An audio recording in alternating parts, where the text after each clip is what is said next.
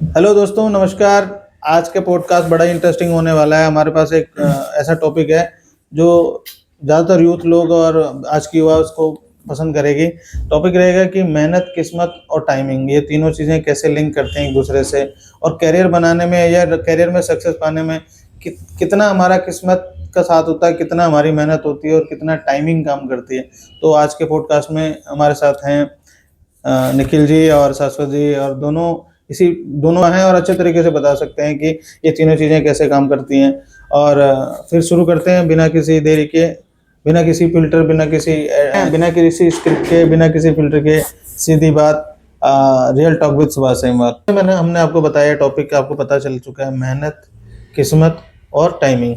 शाश्वत, आपसे पूछेंगे कि आपके एक्सपीरियंस से मेहनत, किस्मत और टाइमिंग ये करियर बनाने में, ये लाइफ में करियर ग्रोथ पाने में, या जो भी हम सक्सेस मिलती है किसी इंडिविजुअल को, चाहे हम लोग लोग या हमारे सामने सेलिब्रिटी हैं या कोई भी रोल मॉडल हैं या कोई राजनेता है, कुछ भी एग्जांपल हो सकता है, उससे लिंक करके यार अपने एक्सपीरियंस से अभी तक की जर्नी से आपको क्या लगता है कि ये तीनों चीज़ें कैसे लिंक होती हैं और कितना काम करती हैं? देखिए सर, हमें पता है कि जैसे एक गाना भी आया था एमी विर्क का, किस्मत बदल दी देखिए मैं, नहीं ये नहीं एक सिर, अरे वो नहीं है।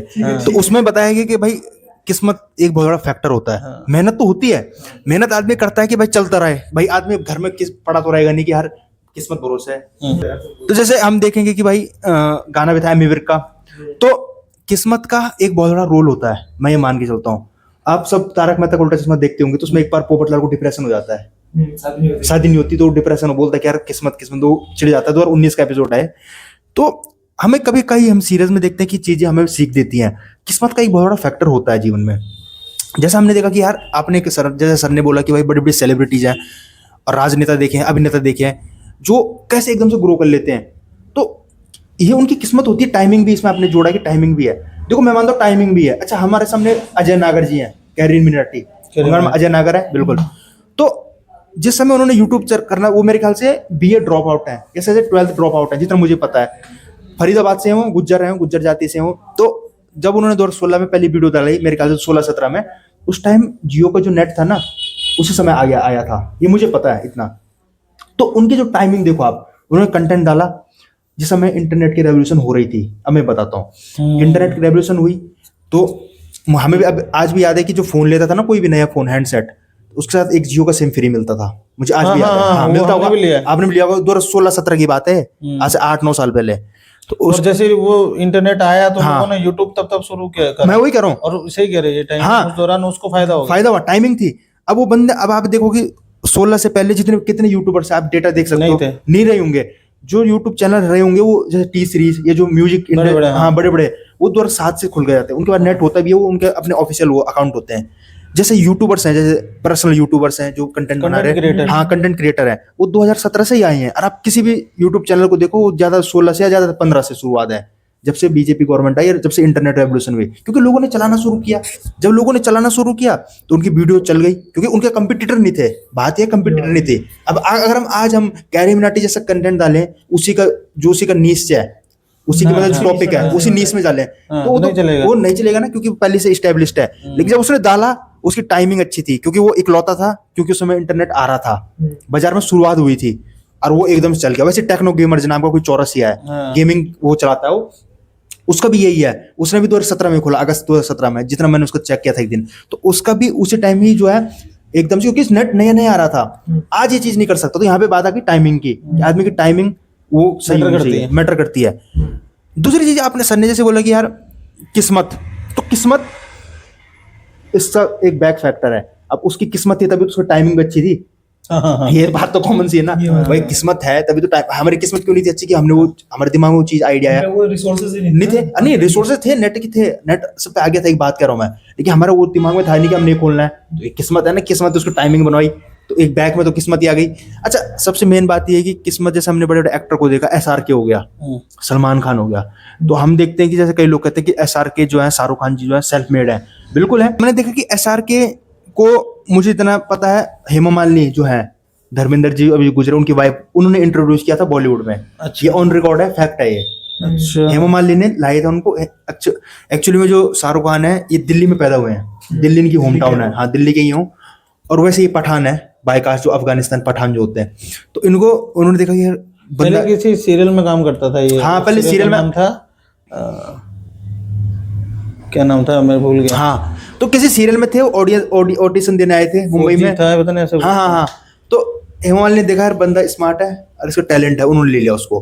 तो एसआरके का जो करियर था ना, वहां से इतना ग्रोथ हुआ, दिलवाले दुल्हनिया ले जाएंगे टॉप की फिल्म थी, फिर मोहब्बतें, हम उनके दीवाने हैं, जो उसमें शाहरुख खान रहता है और अमिताभ बच्चन रहते हैं, ऐश्वर्या राय रहती है, दूसरा कौन है वो, जिम्मी शेरगिल रहते हैं और उदय कपूर रहते हैं। हाँ, 2000 में फिल्म आई थी। हाँ, तो उसमें उनकी जो जो एक्टर वो एक कॉलेज में आते हैं, टीचर बन गए, म्यूजिक टीचर। हाँ, अब मेन जो प्रिंसिपल रहता है वो थोड़ा सा खड़ूस रहता है, अमिताभ बच्चन। तो वो तो कहानी थी यार। हाँ, नहीं वो कहानी है बिल्कुल। तो वहां से उनकी चमकी, और फिर जैसे हमने देखा 30 कौन सी मूवी है उनकी, जैसे कुछ कुछ होता है, कुछ कुछ होता है, हाँ बिल्कुल। तो उनका एकदम जो कैरियर वो हुआ, ठीक है। जैसे सलमान खान थे, तो सलमान खान के पिताजी सलीम और जावेद की जोड़ी स्क्रिप्ट राइटर की, सलीम खान उनके पिताजी हैं, राइटर हैं, जिन्होंने मूवीज में शोले फिल्म उन्होंने लिखी है। नहीं, तुम ये तो बताओ कि एसआरके का कैसे लिंक किया आपने? हाँ, किस्मत, टाइमिंग, देखो, हाँ, और मेहनत पे कितना मेहनत, हुआ देखो है, इसको लिंक करो ना। एसआरके की मेहनत, ये मैं मानता हूँ, मेहनत तो है भाई। मेहनत है, उन्हें टैलेंट था, और हर इंसान की कोई ना कुछ किस्मत तो होती है, वरना हर आदमी, वो तो आदमी अच्छे अच्छे एक्टर और होते हैं, लेकिन किस्मत भी होती है। और वो किस्मत उनकी ये थी कि हेमामालिनी ने उनको देख लिया और इंट्रोड्यूस कर, फिर उनको बड़े बड़े जो फिल्म हाउसेस है उनको मिलाया होगा, उनको फिर मूवी साइन हुई, और वहां से वो चल पड़े। उनकी कौन सी फिल्म थी, बाजीगर, वहां से उनको एकदम पीक मिला भाई, इतनी हिट मूवी जो उसका एकदम मतलब एकदम कंटेंट ही बन रखा, मीम कंटेंट, और आज तक कितने मतलब वो चीजें हो। तो इस तरीके से किस्मत और उसका खेल होता है। अच्छा, मैं सलमान खान का बताऊंगा। सलमान खान के एक वेल स्टेब्लिश फैमिली से थे, सलीम खान, सलीम जा ऐसा कुछ नाम है उनका पूरा। सलीम खान तो है, नहीं, सलमान खान का सलमान सलीम खान, अपने पिताजी का नाम भी आता है ना उनका पूरा। वो भोपाल के हैं वैसे ये लोग। तो इनके पिताजी वेल स्टेब्लिश बॉलीवुड में थे, जो स्क्रिप्ट राइटर हैं। तो इनका क्या था कि इनकी पहली मूवी कौन सी आई थी, शायद से भाग्यश्री के साथ आई थी वाली, 1980 के दशक में। कौन सी मूवी थी वो, जैसे मैंने प्यार किया, 1989 की मूवी है सलमान खान की, वहीं से जो उनकी भाग्यश्री के साथ केमिस्ट्री दिखी, तो वहां से वो चमके। अच्छा, सलमान खान एक्चुअली देखे तो एसआरके से पहले है मूवी में, जो मैंने बताया। तो आदमी का कैरियर ऐसे चलता है कि सलमान खान का कैरियर चलता था। मैंने प्यार, वो 2000 में कौन सी फिल्म आई थी वो, जिसमें हिरन केस भी हुआ था उनमें, तब वो थी हम साथ साथ हैं, तो उसमें वो हुआ उनका। उसके बाद उनका कैरियर एक समय में पूरा डूब गया था। वांटेड मूवी आई उनकी 2008 में, वांटेड, जिसमें शायद से, हाँ, वांटेड थी। तो वांटेड मूवी से उनका फिर कैरियर चमका। फिर एक था टाइगर, और इस तरीके से काफी दबंग हो गया।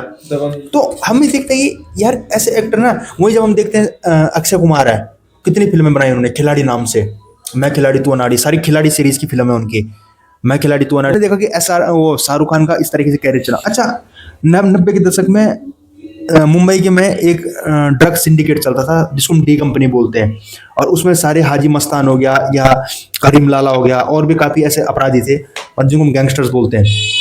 इनका बहुत वो चलता था। तो ये क्या करते थे, मूवी से एक्सटॉर्शन लेते थे, बड़ी बड़ी मूवीज से। तो जो एक्टर होते थे ना, वो भी इनके खौफ में रहते थे, ये भी हमने देखा है। तो कई तो उनके साथ एक सिम्बायोसिस वाला जो होता है ना, वैसा रिलेशन, सिम्बायोटिक वाला रिलेशन, कि भाई तुम हमें वो मत करो, और तुम हमें फाइनेंस करो एक तरह से, और हम तुम्हें फिर कुछ वो उड़ना वापस उसको चंदा टाइप का देंगे, भाई उसका हफ्ता देंगे। तो इस तरीके से वो चलते रहे, सेफ भी रहते थे, उनमें कोई अटैक नहीं होते थे।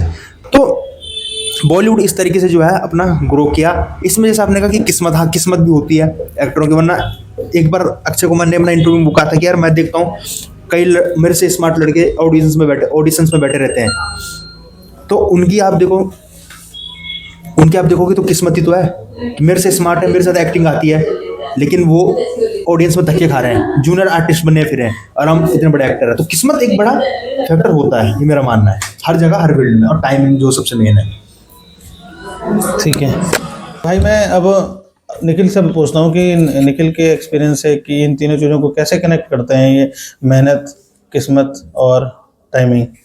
ठीक है सर, जैसे जैसे उन्होंने कहा कि मेरा भी ये मानना है कि मेहनत तो अपनी एक जगह होती है, कि मेहनत तो हर बंदा कर रहा है, चाहे वो हम हो, चाहे वो रोड पे कोई फल बेचने वाला हो, चाहे वो बहुत ही बड़ा बिजनेसमैन हो, मेहनत सब कर रहे हैं।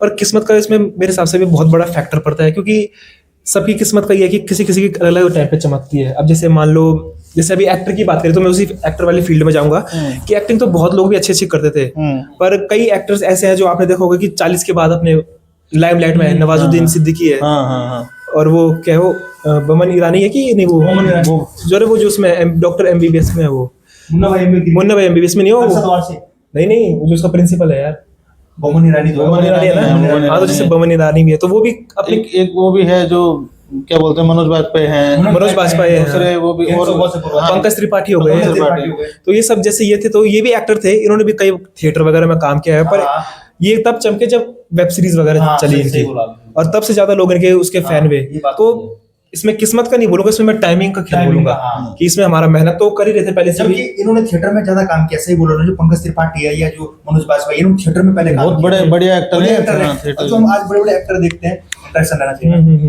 जो हम आज बड़े बड़े एक्टर देख रहे हैं, मैं नाम ले लूंगा, पर उन्होंने कभी थिएटर में ड्रामा वहां से वो नहीं किया, लेकिन उन्होंने ड्रामा स्कूल में पढ़ाई भी करी है, तो उसी चीज में बनाए जाते हैं, और इतने उन्होंने वहां की सही किया, लेकिन वो ये टाइमिंग जो उन्होंने कहा वो बात बिल्कुल सही है। और इसमें किस्मत का, जैसे मैं ये बोलूंगा कि किस्मत का बहुत बड़ा प्रिविलेज इंसान को मिलता है। मान लीजिए अगर कोई बच्चा है, दो बच्चे हैं, एक मिडिल क्लास का है, एक हाईली उसका है, अच्छी फैमिली से है, तो अब उसको देखो उसकी परवरिश किस हिसाब से होगी, उसको दिख रहा है कि मेरे माँ बाप रोज अच्छे लोगों के साथ उठना बैठना है, तो वो जब वो चीजें डेली देखेगा तो उसके दिमाग में एक तरह से वो फीडबैक जाएगा। कल को मान लो उसे कहीं पे पिच करना होगा, कहीं पे बात करनी होगी, तो उसकी बातों में कॉन्फिडेंस झलकेगा, उसकी आदतों में, उसके रहन सहन में वो चीजें झलकेंगी कि ये हाई क्लास से आता है। वहीं पे जो मिडिल क्लास वाला होगा तो वो थोड़ा संकोच हो जाएगा उसे जाने में, वो 10 बातें सोचेगा कि मैं जाऊं ना जाऊं, करूं ना करूं। तो इसमें किस्मत ये होगा कि अब मान लो उनमें से दोनों के दिमाग में कुछ आइडिया, प्रोजेक्ट किसी को स्टार्ट करना है, अब मुझे पता है कि ये जो इसके पापा इस लेवल पे है और ये एक नॉर्मल बंदा है, तो ऑब्वियसली हर इंसान उसके साथ ही कनेक्शन बनाना चाहेगा पहले, जिसकी पहुंच होगी, तो वो पहले प्रायोरिटी उसको देगा कि चल भाई तेरा मैं काम पहले कर लेता हूँ। और ये सच्चाई है जीवन की, इसमें कोई वो बात नहीं है। तो उसको वहाँ पे एक प्रिविलेज मिल गया ना, टैलेंट दोनों का सेम है, भले ही उस मिडिल क्लास वाले में ज्यादा रहा हो, पर उसको एक तरह से प्रिविलेज मिल गया कि उसकी जान पहचान थी। तो जितने भी ऐसे प्रिविलेजेस होते हैं ये आज भी सोसाइटी में काम करते हैं। और जैसे उन्होंने मूवीज का भी बोला हुआ है, जैसे हम सब जानते हैं कि करण जौहर है, वो बहुत ही वेल नोन डायरेक्टर है, तो वो भी अपने सारे पिक्चरों में किनको लेते हैं, सारे स्टार किड्स को तो लेते हैं। नेपोटिज्म जो जहाँ पे वर्ड आया था, जब सुशांत सिंह राजपूत की जब डेथ हुई थी, तभी ये वर्ड ज्यादा छलका था कि भाई, उसके बाद से मैंने देखा कि डाउनफॉल भी हुआ है। हाँ, बॉलीवुड का काफी डाउनफॉल भी हो गया। अपना पूरा ओटीपी में डाल दिया, आप देखो ना, ओटीपी में ओटीटी में उन्होंने अपना शिफ्ट कर दिया। और साउथ में जैसे केजीएफ हो या कौन सी फिल्म है, पुष्पा नहीं, क्या नाम उसका, आरआरआर, अरे आरआर नहीं, जो उसकी है अल्लू अर्जुन की, कौन सी फिल्म है वो, पुष्पा ही तो है। हाँ, उसमें काफी साउथ की मूवीज ने ये बात बिल्कुल आपने सही कही निखिल भाई कि अब इसमें किस्मत का सब पर्सनल एक्सपीरियंस, जैसे मैं बोलूँगा कि बंदे जैसे एग्जाम का होता है, कई बंदे ऐसे होते हैं कि जो मेहनत करके पढ़ते रहते हैं, और कई ऐसा होता है कि जो वन नाइट फाइट होता है ना, कि वन नाइट फाइटर होता है, वो एक रात पढ़ते हैं और किस्मत देखो कि क्वेश्चन वही टकर जाएगा जो बंदे ने एक रात पहले पढ़ा हुआ है। तो अब इसमें जो बंदे ने इतना पढ़ा हुआ है वो सोचेगा ना कि यार मैंने इतने मेहनत से पढ़ा, मेरे साथ ऐसा हो गया और इसके साथ नहीं हुआ, इसने एक रात पहले पढ़ा, इसका हो गया। ये पर्सनल एक्सपीरियंस भी है, हमारे साथ भी हुआ है। हम भी ये सोचते कि हमने भी, एक होता है जैसे कि या तो तुम अच्छे से, बहुत ही अच्छे से पढ़ लो, या तो तुम नहीं पढ़ते। अब जब ऐसा दिखता है कि जिन बंदों ने नहीं पढ़ा वो भी ठीक जगह पे है, और हम भी पढ़ के इतना अच्छे से पढ़ के उसी जगह पे है, तो फिर फायदा क्या हुआ? तो इससे अच्छा तो हम वो भी कर लेते। तो एक किस्मत का खेल है कि उनकी टाइम पे, जैसे मान लो पेपर दिया, किसी का एग्जाम लीक हो गया, तो ये तो किस्मत का खेल है। और किसी के टाइम पे ऐसा हुआ कि चेकिंग नहीं हुई, सही बात है, लीनियंट चेकिंग भी, तो वो भी किस्मत का खेल है। कि मेरा मानना है कि आज की डेट में इंसान के अपने हाथ में कुछ है नहीं। कुल मिला के किस्मत, देखो किस्मत को लोग कनेक्ट करते हैं ज्यादातर भगवान से, है ना, भगवान से। तो इसका मतलब कि ये तो फिर लक की बात जो कर रहा है, तो वो सब स्पिरिचुअल होते हैं पर अपने को मानते नहीं है। लक को मानने वाला अगर 100 में से 80 लोग होंगे ना, तो एक्चुअल में अगर उनको फिर भगवान की बात करेंगे तो उनमें से 50 ही मानते होंगे या 40 ही मानते होंगे। ऐसा क्यों होता है फिर? भगवान के लग तो हम कहीं ना कहीं स्पिरिचुअलिटी से जुड़ा हुआ है ना, अलौकिक चीज है, भगवान से, है ना, कि हमारी किस्मत में नहीं था या किस्मत खराब थी। ये तो है, सही बोला है इन्होंने। तो जैसे नहीं सर, आपने जैसे कहा कि भाई किस्मत, आज लोग भगवान को नहीं मानते, उनमें से किस्मत वाले, उसमें ये मानते हैं कि भाई वो एक तो किस्मत वर्ल्ड ट्रेडिशनली चला है कि भाई किस्मत है, तो बस ये मानते हैं कि हाँ यार मेरी किस्मत है, जो चाहे वो नास्तिक हो, आस्तिक हो, धर्म को माने ना माने। नास्तिक भी लक की बात करता है ना, करता है, मैं वही कह रहा हूं, किससे जोड़ता होगा एक नास्तिक? लक को इस, हाँ बात ये आपकी लॉजिकल बात सही है कि यार वो किससे जोड़ता है, यहाँ पे पैराडॉक्स क्रिएट होता है। कौन करता है लक क्रिएट? कौन क्रिएट करता है? जब तुम भगवान को नहीं मानते तो किसने किया क्रिएट? बात सही है ना, ये काफी सही, ये काफी आपने सही दाव पेच डाला है। अच्छा तो सर, जैसे आपका क्या मानना है इसमें कि भाई किस्मत, टाइमिंग और इसमें क्या किस तरह से इफेक्ट करता है। और आम आदमी हम देखते हैं कि यार कई मतलब जिसकी किस्मत में नहीं होता ना तो नहीं होता, वो घिसता रहता है, हमने भी चीज देखी है। और जिस किस्मत में एकदम मिलना होता है तो मिल जाता है। तो उसका आपकी क्या राय है इस चीज पे ऊपर? ठीक है शाश्वत, देखो इस बारे में मैं यही कहूँगा कि जो मेरा एक्सपीरियंस है और मेरी नॉलेज के हिसाब से, मेहनत और किस्मत दोनों हमेशा इंटरलिंक करते हैं, आपस में एक दूसरे से इनका मिलाप होता ही है। मेहनत, आप जैसे दोनों कह रहे थे कि मेहनत हर आदमी करता है, मेरे हिसाब से देखो हर आदमी तो नहीं करता, कुछ लोग हैं जो मेहनत नहीं करना चाहते हैं। जैसे कईयों को तो पुश्तैनी चीज़ें मिली हुई हैं तो वो सोचते हैं कि क्या करना है। कुछ पैदाइशी आलसी होते हैं, वो बस उन्हें एक्सक्यूजेज ढूंढने होते हैं। तो कुछ लोगों के लिए किस्मत तो एक एक्सक्यूज का भी एक वो वर्ड है, क्या है ना। हाँ, मतलब excuse मतलब देते वो हैं 100% नहीं देंगे, और फिर मिलना तो है ही नहीं, उसने जब 100% दिया ही नहीं तो वो फिर बोलते हैं कि किस्मत में नहीं है, किस्मत मतलब में नहीं अंगूर है। खट्टे हैं, लोमड़ी वाली बात है हाँ, कि लोमड़ी हाँ। चढ़ नहीं पाए तो अंगूर खट्टे हैं। बिल्कुल। तो मैं इस चीज़ को थोड़ा इस तरीके से लूंगा कि देखो, मेहनत पहले नंबर पे होनी चाहिए हमारे पास।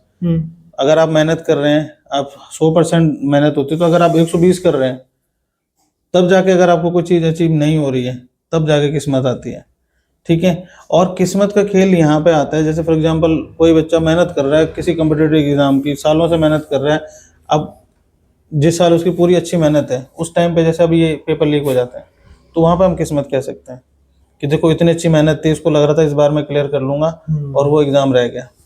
अगर किसी को कुछ अचीव होने वाला है, या जैसे अगर कोई रेस बहुत अच्छी दौड़ता है, साल भर उसने प्रैक्टिस करी, और जैसे अच्छे स्टेट लेवल पे या नेशनल लेवल पे वो गेम हो रहा है, और एट अ मोमेंट उसको कुछ एक्सीडेंट हो जाता है ना, तो मैं किस्मत को उस लेवल पे लिंक करूंगा। हाँ, अब कहने के लिए विराट कोहली है इतना अच्छा प्लेयर ऑफ साइड का, जब किस्मत उसकी खराब हुई तो उसकी वही टैलेंट, वही स्किल उसको उस बॉल को नहीं खेल पा रहा हूँ, जिसको वो हमेशा ऑफ साइड में अच्छी ड्राइव मार सकता था, पुल मार सकता था, उसको नहीं मार पा रहा, तो वहाँ किस्मत है।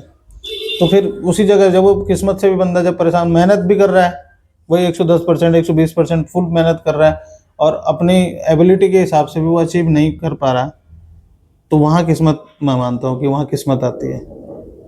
और तीसरी बात है टाइमिंग की। टाइमिंग का सबसे बड़ा खेल इन दोनों चीज़ों में रहता है। जैसे एक हम लोग पढ़ाई करते हैं, और हमने स्कूल के बाद हमें कोई अगर अच्छी डायरेक्शन न दे, और सही टाइम पे हमें अगर अच्छी डायरेक्शन और अच्छा प्लेटफॉर्म ना मिले, तो भी हम करियर में अच्छा मुकाम नहीं पा पाते। क्योंकि जो अगर जैसे बच्चा कोई 10वीं कर रहा है, 12वीं कर रहा है, उसके बाद अगर उसको अच्छी गाइडेंस मिल जाए, अच्छा गुरु मिल जाए, अच्छा एक रोल मॉडल मिल जाए जो उसको एक राह दिखाए कि तूने, जैसे कोई मर्चेंट नेवी में, एक एग्जांपल दूंगा, हमारे रिलेशन में 12वीं करके ही बच्चा, उसको किसी ने बताया कि ऐसा कर, तू बम्बई जा और इसकी मर्चेंट नेवी की ट्रेनिंग ले, और उसके बाद मर्चेंट नेवी में सिलेक्शन होके फिर उसमें आगे एग्ज़ाम दे के सीनियर होके बहुत अच्छी सैलरी ले सकता। तो कई साल छोटा मेरे से, मर्चेंट नेवी के क्या 12वीं के तुरंत बाद, वो मेरे ख्याल से ऐसे ही 3 महीने का या 6 महीने का कोर्स होता है, वो करा मर्चेंट नेवी में, वो फिर सेलेक्ट हो गए। पूरा विश्व भी घूमना है, बात सही। 6 महीने रहने हैं शिप पे, 6 महीने आप आराम भी करता हूँ, और उसके बाद वहाँ आप सीनियर होने के लिए, या पढ़ाई उसी में पढ़ाई होती है, एग्ज़ाम आप काम भी कर रहे हो, तो वो क्या, उससे मैं बोलता हूँ टाइमिंग। अगर टाइमिंग, मतलब आपको सही टाइम पे गाइडेंस तो यार बाद में भी मिलती हैं, है ना। जैसे हम कॉलेज कर लेते हैं, तब कोई बोलेगा यार तू ये कर लेता, वो कर लेता, ये कर ले, वो कर ले, ऐसे बहुत होंगे, पर उस टाइम पे वो टाइमिंग नहीं है ना, वो आपके लिए उस टाइम की गाइडेंस का आपको कोई फायदा नहीं है, यूजलेस है कि नहीं।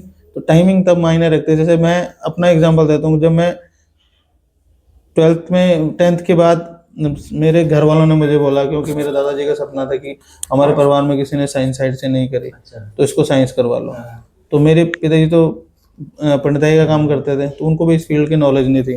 तो जहाँ मैं ट्यूशन पढ़ता था, उन आंटी को बोल दिया उन्होंने कि इसको साइंस दिलानी है। ना मुझे पता था, देखो उस टाइम पे किसी भी स्टूडेंट को नहीं पता होता कि फ्यूचर एक्चुअल में किस डायरेक्शन में है, किस में सक्सेस मिलेगी, कौन सा फील्ड अच्छा है ना, किस में हम अपनी कैपेबिलिटी के हिसाब से हम अच्छा कर सकते हैं, अपने रिसोर्सेज के हिसाब से अच्छा कर सकते हैं। उस टाइम पे जिसने जैसे बता दिया, तो आप उस बहते बहाव में बह गए, तो फिर वो कैरियर भी ऐसे ही रहता है, मतलब प्लानिंग के साथ नहीं चलता है। तो उस दौरान वो टाइमिंग खराब क्या हुई कि भाई उन्होंने मेरे को बोला कि उसको साइंस दिलाओ, तो स्कूल चले गए, तो वहाँ पे उन्होंने पूछ लिया कि भाई मेडिकल की नॉन मेडिकल, है ना। तो फिर उनको अगर नहीं, जो मेडिकल होता है उसमें तो बायो होता है, उसमें तो काट फाट भी होती है शरीर वरीर की, पंडित जी का लड़का ये नहीं करेगा, नॉन मेडिकल दिला दे। तो फिर अब उसके बाद नॉन मेडिकल के बाद फिर अब ग्रेजुएशन करनी है, बीएससी नॉन मेडिकल ले ली। अब बीएससी जब सेकंड ईयर थर्ड ईयर में आ गए, थर्ड ईयर में अब सोच रहे इसके बाद क्या करेंगे। तो सोचो कितना बड़ा एक जाल है ना। आप सोच रहे कि भाई फैमिली कंडीशन के हिसाब से आपको जॉब करना जरूरी है इसकी, और बीएससी के बेस पे आपको जॉब कुछ नहीं मिलती। तो मेरा कहने का मतलब यही है कि कंफ्यूजन तभी होती है जब आपके पास टाइमिंग नहीं होती, टाइम पे आपको सही डायरेक्शन ना मिले, सही गाइडेंस ना मिले। तो तीनों चीज़ें ऐसे मेरे नॉलेज में ये तीनों चीज़ें बहुत बड़ा फैक्टर हैं लाइफ में। अगर तीनों चीज़ें टाइम पे काम आ जाए, किस्मत आपको कब चाहिए, जब आपने मेहनत करी, आप एग्जाम देने गए हो, पूरी तैयारी करके गए हो, उस टाइम पे जो आपने पढ़ा वो आ जाए, वो किस्मत है। आप दौड़ने गए हो, पूरी मेहनत कर रहे हो फर्स्ट आने के लिए, सेकंड आने के लिए, आप उस दौरान आपको कोई फिजिकली प्रॉब्लम ना हो, है ना, आप गिरे ना, टक्कर ना हो, तो वहाँ किस्मत काम आती है। और टाइमिंग वही है कि जिस टाइम पे आपको जो मतलब इच्छा होती है, जो चाहिए होता है, वो टाइम पे मिल जाए, तो वो टाइमिंग है। तीनों मेरे लिए तो अभी तक कि मेरी जो एज है उस हिसाब से मेरे लिए तो तीनों बहुत इंपॉर्टेंट मानता हूँ मैं। और तीनों का अपनी अपनी जगह पर बहुत रोल है। मेहनत की जगह मेहनत करनी है, और मेहनत करने के बाद अगर आपको कुछ नहीं मिल पा रहा है किसी वजह से, तो वहाँ किस्मत है, इसका मतलब वो आपकी किस्मत में नहीं है। और किस्मत को तो मैं सीधा लिंक करता हूँ कि वो आपकी भाग्य से है। भाग्य यानी हमारा जो देने वाला ने दे रखा है, जिसको हम ईश्वर मानते हैं। और टाइमिंग का सीधा सा खेल वही है कि समय पर मिली हुई चीज़ें ना, जिसमें जैसे अगर तुम लोग भी अपने एक्सपीरियंस बता सकते हो कि समय का खेल इसमें ऐसा ही होता है कि जिस टाइम पे हमारी इच्छा होती है उस टाइम पे वो चीज़ ना मिलना, और जब हमारे पास हम वो मिलने के लिए अवेलेबल हो, तब ये तो हमारी इच्छा खत्म हो चुकी हो, है ना, या तो फिर वो हमारे लिए उसकी कोई वैल्यू ना रही हो। जैसे एक कोट मैंने कहीं पढ़ा था, उसमें था कि Alto in your 20s is far better than an Audi in your 60s। हाँ, तो मैंने कहा यार बिल्कुल मतलब सही। गहरा कोट है बहुत, क्योंकि बिल्कुल सही। 20 में हम सोचते कि ऑडी होगी 50-60 साल में, तब क्या करना है, जब लौंडेबाजी तो हमने 20 में करनी है ना, लौंडों के साथ घूमना है, फिरना है, गाने बजा के, बिल्कुल तो वो तो 20 की उम्र में आएगा मजा। 20 की 60 की उम्र में तुम अकेले हो, भले ऑडी कब रहेगा तब अपना वो है, और जब तुम अकेले हो, तुम पे कोई जाने के लिए नहीं है, तुम पे एंजॉय करने के लिए कोई नहीं है, तो क्या फायदा उसी का। वो टाइमिंग के बाद तब वो आपके लिए एक ट्रांसपोर्टेशन का माध्यम रहेगा। तो वो एक 60 स्टेटस में। बन गया कि चलो Status, स्टेटस हाँ। है कि फैमिली मेरे भाई इसके पास ऑडी है। हाँ। पर मजा तो तभी आएगा जब तुम पे अगर 20 की उम्र में तुम्हें ऑडी मिल रही है, सॉरी ऑल्टो मिल रही है, ऑल्टो भी मिल रही है। उसमें क्या मजे नहीं हो सकते, फिर तब क्या जरूरत है। तो बिल्कुल। ये भी टाइमिंग का बहुत वो है। ठीक है, बहुत अच्छा दोस्तों, आज का जो टॉपिक था, देखो हम आशा करते हैं कि आप लोगों को भी इंटरेस्टिंग लगा होगा, अच्छा लगा होगा। और इसमें हर किसी के अपने अपने पॉइंट ऑफ व्यू हो सकते हैं मेहनत, किस्मत और टाइमिंग को लेके। आप लोग क्या सोचते हैं, आप कमेंट करके हमें बता सकते हैं। और वीडियो को लाइक शेयर करें, और अगर आपको अच्छा लग रहा है हमारा पॉडकास्ट और आप सपोर्ट करना चाहते हैं तो सब्सक्राइब जरूर करें, उसी से हम लोग को थोड़ी मोटिवेशन मिलेगी। हम अपील हर वीडियो में करते रहते हैं कि सब्सक्राइब करें, क्योंकि हमारा अभी स्टार्टअप है, चैनल हम लोग स्टार्ट कर रहे हैं और अच्छे टॉपिक लेके आते हैं। कुछ भी हम लोग इसमें, आपको पता हो, कोई वल्गैरिटी नहीं है, कुछ ही समाज के लिए अच्छाई के बारे में बात करते हैं, यूथ के मोटिवेशन के लिए, इंस्पिरेशन के लिए हम लोग बताते हैं। जो टॉपिक कई लोगों को नहीं पता है उसको एक्सप्लेन करने की कोशिश करते हैं। तो हमारा एक जो मोटिव है वो काफ़ी ईमानदार, ऑनेस्ट और अच्छी दिशा में हम लोगों ने सोच के ही शुरू किया हुआ है। आप लोग क्यों सब्सक्राइब नहीं कर रहे वो हमें नहीं पता, पर हम यही अपील करेंगे हर वीडियो में कि आप लोग सपोर्ट करें, सब्सक्राइब जरूर करें, शेयर करें वीडियोस को और लाइक ज़रूर करें। थैंक यू सो मच जो लोग हमारे वीडियोस को देखते हैं, और जिन्होंने सब्सक्राइब किया हुआ, अनसब्सक्राइब नहीं किया, उन लोगों के लिए बहुत बहुत धन्यवाद। और हमें ज़रूर आज भी उम्मीद है और आने वाले समय में भी हम इसी पॉडकास्ट को चालू रखेंगे, क्योंकि हमें ये पूरी उम्मीद है कि एक न एक दिन हमारे वीडियोस को और हमारे चैनल को ज़रूर सपोर्ट किया जाएगा और हम लोग ज़रूर कामयाब होंगे। थैंक यू सो मच, धन्यवाद।